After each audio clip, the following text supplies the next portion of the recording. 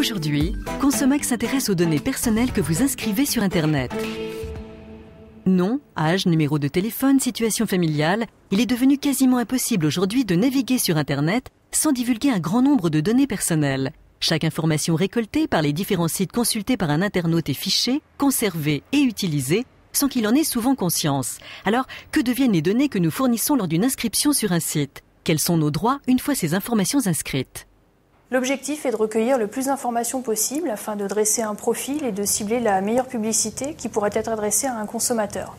Il faut savoir que le professionnel a le devoir de vous indiquer ce qu'il souhaite faire des données collectées, par exemple les utiliser pour une enquête ou à des fins commerciales. Le meilleur moyen de ne pas voir ces données diffusées reste de ne pas les divulguer.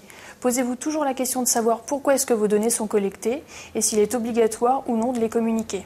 Le professionnel doit indiquer les informations facultatives ou obligatoires. Ces dernières sont le plus souvent précédées d'une astérisque. Sachez que tout consommateur a le droit d'accéder à ces données personnelles collectées.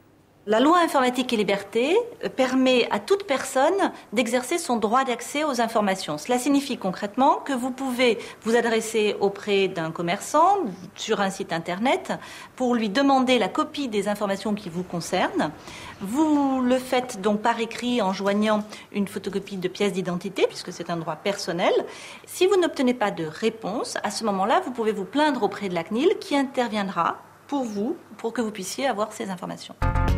N'oubliez pas, un site internet doit indiquer pourquoi vos données personnelles sont collectées. Vous avez un droit d'accès et de rectification. En cas de difficulté, vous pouvez saisir la Commission nationale de l'informatique et des libertés. Pour revoir l'émission préparée avec l'association Famille Rurale, rendez-vous sur conso.net.